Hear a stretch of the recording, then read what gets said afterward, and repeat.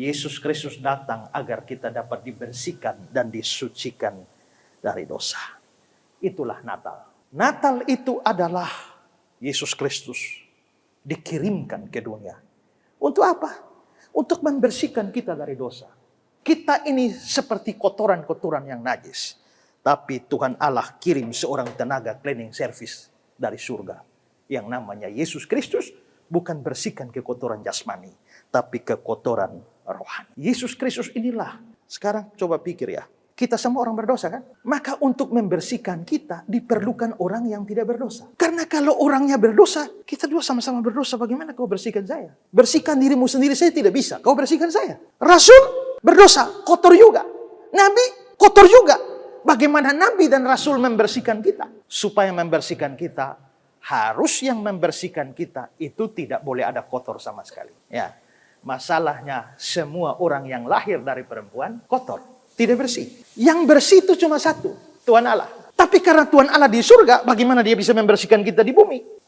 Supaya dia bisa membersihkan kita, dia harus jadi manusia. Tapi kalau dia jadi manusia, berlaku semua yang lahir dari perempuan, itu tidak bersih. Kalau begitu, waktu Tuhan Allah jadi manusia, dia tidak boleh berhenti jadi Tuhan Allah. Karena begitu dia berhenti jadi Tuhan Allah, dia kotor. Kedua, kalau dia harus lahir dari kawin biasa seperti papa mama kita kawin, dia tidak lolos dari dosa. Supaya dia lolos dari dosa, dia tidak boleh hasil perkawinan laki dan perempuan. Makanya Yesus dilahirkan ke dunia ini. Tapi bukan hasil kawin Yusuf dan Maria. Harus kelahiran ajaib tanpa laki-laki. Supaya pengaruh dosa tidak masuk. Tapi bukankah perempuan juga dosa? Ya. Tapi disitulah Roh Kudus bekerja. Dikandung dari Roh Kudus. Maka sejak bayi Yesus di dalam kandungan itu sudah disucikan oleh Roh Kudus. Sehingga begitu Yesus lahir. Dia lahir secara bersih. Bukan orang berdosa. Itu Natal. Mengapa Natal harus ada? Supaya ada yang bersihkan kita dari dosa. Berarti momen Natal itu sebenarnya adalah suatu pelayanan kebersihan. Suatu cleaning service. Ya, service cleaner from heaven. Dan petugas. Yesus bilang, aku datang untuk melayani. Melayani apa? Pembersihan. Berarti Yesus itu tenaga cleaning service dari surga. Amin. Jadi saudara dengan Yesus itu punya profesi yang sama. Wih, puji Tuhan ya. Mungkin hari ini baru saudara pernah dengar firman begini ya. Saya juga baru tahu. Gara-gara diminta untuk khotbah tentang untuk cleaning service. Saya pikir-pikir, baru saya cetuskan ide ini. Selama saya khotbah Natal belum pernah khotbah begini. Ya, terima kasih Nona ya. Sudah kasih ide bagus. Tapi Tuhan Yesus datang. Maka sekarang sebagai orang berdosa hukumannya mati. Upah dosa ialah maut. Maka kalau Yesus jadi juru selamat, Yesus harus mati. Ya, makanya kalau dia tetap tinggal di surga, siapa bisa bunuh dia? Supaya bisa dibunuh, maka perlu lahir jadi manusia. Maka Yesus lahir untuk mati. Bapak lahir untuk hidup kan? Ya, lahir untuk hidup kan? Tapi Yesus lahir untuk mati. Anak manusia datang untuk memberikan nyawanya menjadi tebusan. Di dalam perjanjian lama, orang berdosa perlu potong kambing domba pakai darah. Kenapa? Darah itu hidup. Karena selama lu punya darah, lu hidup. Lu habis darah, lu almarhum. Ya kan? Maka darah itu bikin hidup. Maka begitu orang berdosa, dia harus dihukum mati oleh Tuhan. Pakai darah, hapus dosanya, maka dia hidup. Nah, itu semua gambaran. Gambaran itu dipenuhi oleh Yesus Kristus. Maka dia akan naik di atas kayu salib, mencurahkan darahnya. Dan dengan darahnya itu, dia menyucikan kita. Dosa dapat ditebus hanya oleh darah Yesus.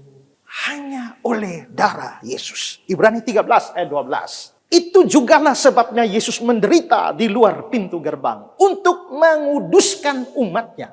Menguduskan itu kan membersihkan. Membersihkan umatnya dengan darahnya sendiri. Ibrani 9 ayat 14. Darah Kristus akan menyucikan hati nurani kita. Tadi kita sudah lihat ilustrasi saya. Masalah bamaki. Itu bukan masalah mulut, masalah hati. Cuci pakai sabun tidak berhasil. Tapi darah Kristus menyucikan, membersihkan hati nurani kita dari perbuatan yang sia-sia. 1 Yohanes 1 ayat 7. Darah Yesus, anaknya itu menyucikan kita dari segala dosa. Jika kita mengaku dosa kita, dia setia dan adil. Sehingga dia mengampuni segala dosa kita, menyucikan kita dari segala kejahatan. Maka Yesus datang, saudara kalau kerja cleaning service pakai pembersih apa? Perusahaan siap apa buat saudara? By Clean, ya? Atau apa? Nah, saudara punya sabun-sabun itu yang dipakai untuk bersihkan. Tapi Yesus datang membersihkan kita semua pakai darah dari segala kejahatan. Maka sebenarnya betul sekali, Yesus Kristus adalah service cleaner dari surga. Nah, kalau begitu Yesus sudah datang, apakah otomatis kita semua bersih? Tidak. Tidak otomatis semua bersih. Hanya orang tertentu yang bersih. Orang yang bagaimana? Kisah 15 ayat 9. Dan dia sama sekali tidak mengadakan perbedaan antara kita dengan mereka sesudah dia menyucikan hati mereka oleh iman. Artinya dia datang untuk membersihkan kekotoran dosa. Tapi kalau kamu beriman, baru dia menyucikan hati kamu. Kalau kamu tidak beriman pada dia, kamu tetap kotor. Itulah sebabnya Yesus sudah datang ke dalam dunia, tapi banyak orang tetap kotor dan tetap masuk neraka. Kenapa? Karena mereka tidak beriman. Dia menyucikan hati mereka oleh iman. Maka hari ini, kalau saudara bilang, ya saya mau beriman kepada Yesus, dia membersihkan saudara. Tapi saudara bilang, biarpun saya tidak mau percaya pada dia, saya tidak beriman pada dia, maka saudara tetap kotor selama-lamanya. Ya. Nah, karena itu supaya kita betul-betul dibersihkan dari dosa kita, maka kita harus sungguh-sungguh beriman. Natal itu dimulai dari hati Allah, tapi itu baru lengkap kalau Natal itu mencapai hatimu, di mana kamu buka hatimu dan terima Yesus. Kalau kamu buka hatimu dan terima Yesus, dan firman Tuhan yang saya beritakan hari ini masuk ke dalam hatimu, firman itu membersihkan kamu. Yesus bilang, Yohanes 15, Akulah pokok anggur yang benar. Setiap ranting ada padaku tidak berbuah dipotong, dan setiap ranting yang berbuah dibersihkan supaya ia lebih banyak berbuah. Kamu memang sudah bersih. Saudara lihat ya, kamu memang sudah bersih. Bersihnya di mana? Baik, kalau kamu ada padaku. Aku tuh pokok anggur.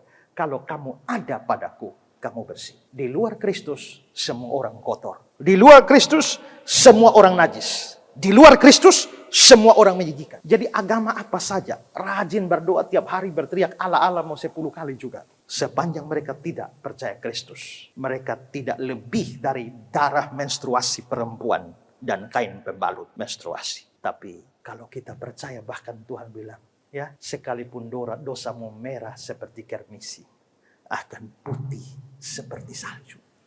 Wow, dia betul-betul membersihkan kita. Padamu batu zaman, aku minta lindungan. Kau sucikan hatiku oleh darah rusukku. Dari dosa ku lepas, dari hukuman bebas. Rajinku yang sebenar tidak hapuskan cemar, ratapku dan tangisan, tidak beri keampunan, darah Yesus saja beri, hati baru dan bersih. Natal. Seorang petugas cleaning service dari surga telah dikirim Allah ke dunia untuk membersihkan semua kenajisan kita. Tapi hanya yang buka hati dan terima dia yang boleh dibersihkan dan disucikan dari segala dosa. Yayasan Karya Bakti Esra Soru atau disingkat KABES hadir sebagai wadah untuk memberitakan Injil dan melayani secara holistik. Yayasan ini didirikan oleh Pendeta Esra Alfred Soru di Kota Kupang, Nusa Tenggara Timur dan bergerak di bidang sosial dan keagamaan. Yayasan ini memiliki visi menjadi lembaga yang mempunyai andil dalam membentuk kekristenan yang gigih dalam memberitakan Injil serta setia kepada ajaran yang alkitabiah dan melayani secara holistik. Dan misi dari yayasan ini yaitu melakukan pemberitaan Injil dan penyebaran ajaran yang alkitabiah secara langsung maupun melalui berbagai media, juga mempersiapkan dan mengutus misionaris-misionaris lokal ke berbagai wilayah, terutama ke pelosok-pelosok, serta mengadakan seminar-seminar atau pelatihan-pelatihan doktrinal, dan melakukan aksi-aksi sosial yang mengarah kepada pelayanan Kristiani yang bersifat holistik. Berikut serangkaian kegiatan yang telah dilaksanakan oleh Yayasan Karya Bakti Esra Soru. Bagi saudara dimanapun berada yang rindu untuk mendukung pelayanan kami, khususnya melalui dukungan dana, maka saudara dapat menyalurkannya ke nomor rekening yang tersedia. Untuk informasi selengkapnya dapat menghubungi Sekretariat Yayasan Karya Bakti Esra Soru melalui nomor berikut ini. Mari beritakan Injil dan melayani sesama dengan kasih bersama